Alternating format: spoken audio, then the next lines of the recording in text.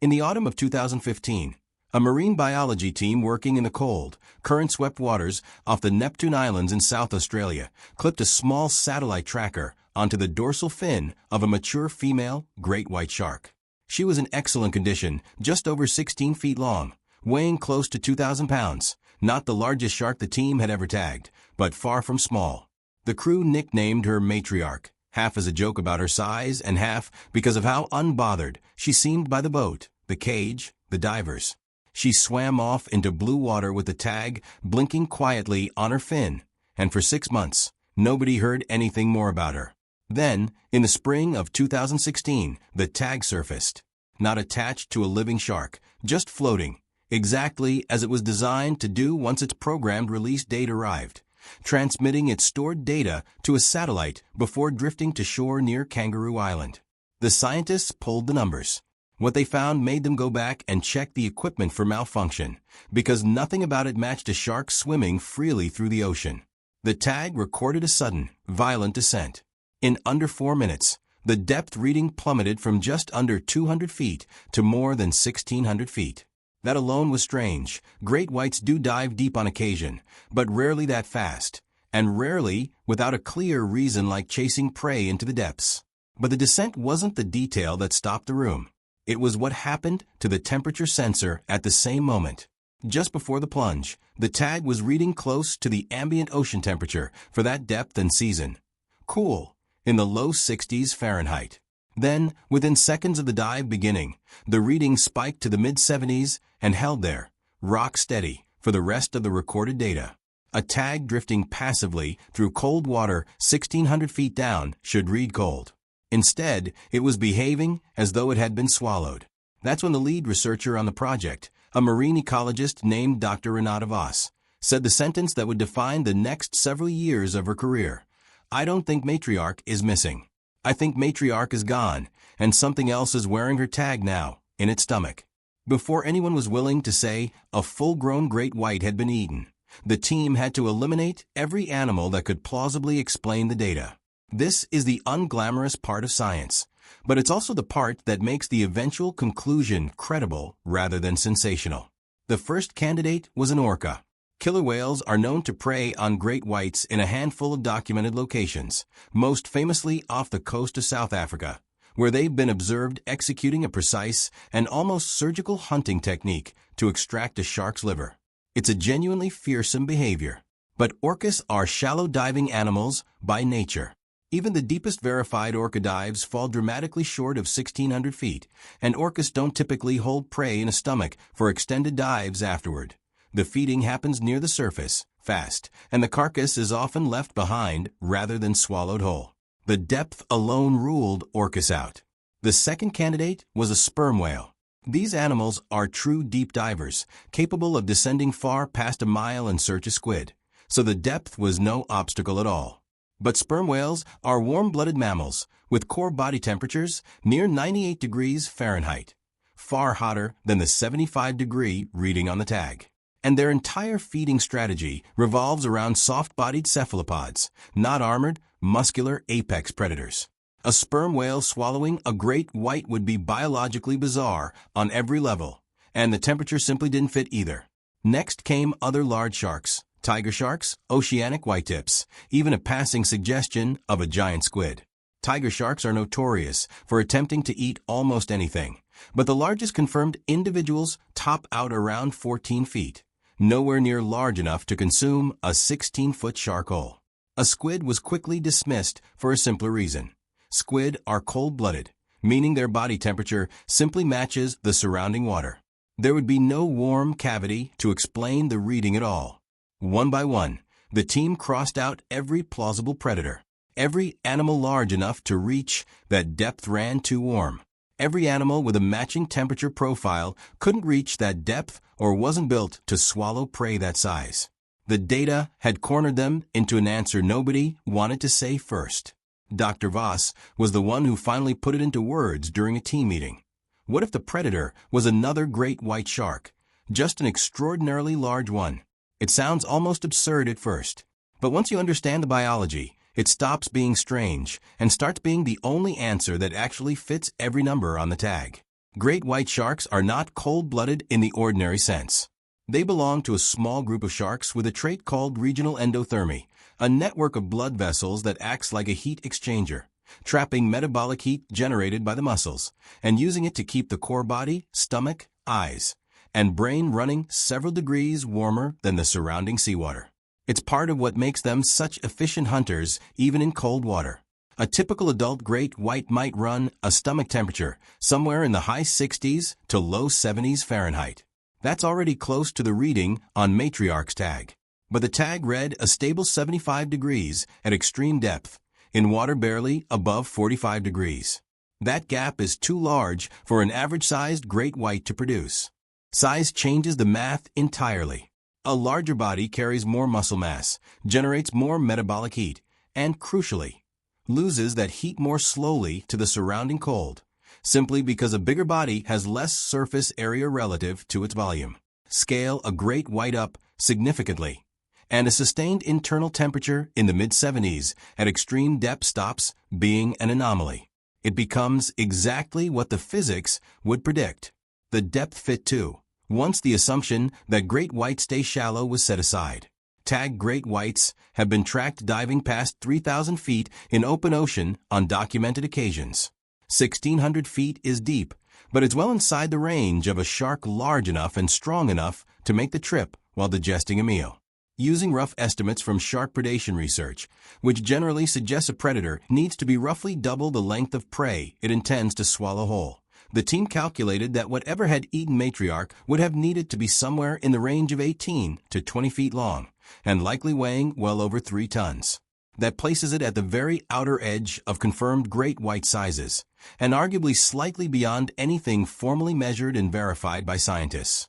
Here's where the story stops being a clean case-closed conclusion and starts raising uncomfortable questions.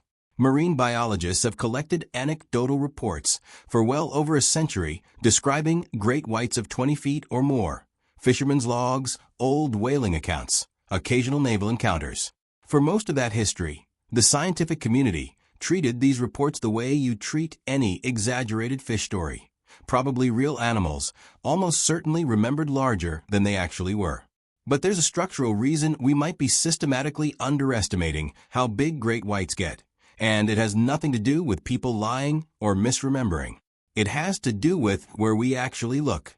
Nearly all scientific observation of great whites happens in a narrow band of the ocean. Coastal waters, seal colonies, the relatively shallow zones where boats can operate and cages can be lowered. The animals we tag, measure, and film are disproportionately the ones that come close to shore, which tend to skew younger and smaller. The truly enormous individuals, if they exist in meaningful numbers, likely spend most of their lives far out in open, deep water, surfacing nowhere near a research vessel, a dive cage, or a camera. An animal like that could live for half a century without ever once crossing paths with a scientist. It's a little like trying to understand the full-size range of elephants by only ever observing the calves that wander near a fence line. You'd get real data, just data drawn from the wrong end of the population. When Dr. Voss's team compared Matriarch's tag data with temperature and depth readings collected from other unusually large great whites tracked in Australian and South African waters over the previous decade, the pattern held up. The warmth, the depth, the behavior, all consistent with a rare, exceptionally large individual that has simply never been formally documented, weighed, or photographed. She had likely been swimming through those waters for years, doing precisely what apex predators do, until one morning she crossed paths with a 16-foot shark and treated it as a meal. Once the team accepted the conclusion, they went back through decades of existing shark research looking for anything they might have previously dismissed as a coincidence or a one-off. What they found was more unsettling than a single unusual data set. It was a pattern hiding in plain sight the entire time. Great white cannibalism, it turns out, is well documented at nearly every stage of life. Before a great white pup is even born, it competes with its siblings inside the womb, and the strongest embryos are known to consume unhatched siblings, a phenomenon researchers call intrauterine cannibalism. After birth, juveniles are genuinely vulnerable to adult sharks, sharing the same feeding grounds, and larger individuals routinely dominate or displace smaller ones at carcass sites. Necropsies of dead great whites have occasionally turned up bite wounds with spacing and serration patterns that match nothing but another great white's jaw. Divers and researchers have photographed living sharks bearing old, healed-over scars in that same unmistakable signature, survivors of an attack that happened entirely out of sight, with no footage and no witness beyond the animal carrying the evidence on its own skin. In 2023, researchers studying a tagged poor beagle shark, a smaller relative of the great white, recovered data suggesting the animal had been killed and very likely eaten by a much larger predator, with a great white among the leading suspects. It was described at the time as one of the first documented cases of its kind anywhere in the scientific literature. Taken individually, each of these cases is explainable as a rare, isolated event. Stacked together across decades and oceans, they stop looking like coincidences and start looking like a consistent, if rarely observed, feature of great white biology. The very largest individuals don't just compete with smaller sharks of their own species. Sometimes they simply eat them. For as long as most of us have thought about ocean food chains, the great white has occupied the top box, the undisputed ceiling, the animal nothing else touches. Matriarch's tag suggests that box was drawn in the wrong place. The apex of a marine food chain isn't a fixed rung reserved for a species. It's a moving target that depends on relative size. And within a single species, that size range can be wide enough to create an entire predator and prey relationship hiding inside what looks, from the outside, like one uniform animal.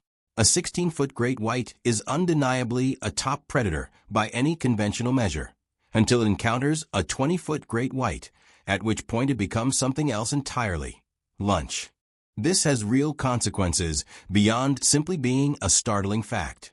Great white populations are protected across much of the world, and conservation strategies rely on population models that account for threats like commercial fishing, bycatch, and habitat loss. Those models generally do not account for large-scale predation of great whites by other great whites, because until recently there wasn't strong evidence that it happened often enough to matter. If it turns out that the largest individuals are regularly removing smaller sharks from the population, then survival estimates, recovery timelines, and even the numbers used to justify protective legislation may need to be reconsidered. There's a deeper unease sitting underneath all of this, too. We've spent decades treating the great white as the benchmark predator of the ocean, the animal every other species organizes its behavior around avoiding. If the benchmark itself has an internal hierarchy we never accounted for, it raises an obvious follow-up question. How many other animals we confidently label apex predators are, in certain circumstances, prey to larger, rarer members of their own species that we've simply never managed to tag, film, or measure? The honest answer, based on everything Matriarch's tag revealed, is that we don't fully know. And that gap in knowledge matters, because it's exactly the kind of gap that ends up buried inside conservation policy, ecosystem models, and every confident sentence that begins with "the ocean's top predator is." We never gave the shark that ate Matriarch a name. She has no measurement on record, no photograph, no formal designation in any database. She passed through those waters, carried out the most significant thing marine science has ever inferred about her species' upper size limit, and disappeared again without a single confirmed sighting. If you want a frame of reference for what an animal like that might actually look like, consider Deep Blue, the largest great white shark ever reliably filmed, an estimated 20 feet long and around 4,500 pounds, recorded off Guadalupe Island in 2013 and believed to be roughly 50 years old at the time. There's no evidence linking Deep Blue to the events surrounding Matriarch's tag. Different ocean, different individual, no documented connection at all. She's worth mentioning only because she proves, on camera, that great whites genuinely reach that scale. Whatever ate Matriarch wasn't a cryptid or a legend.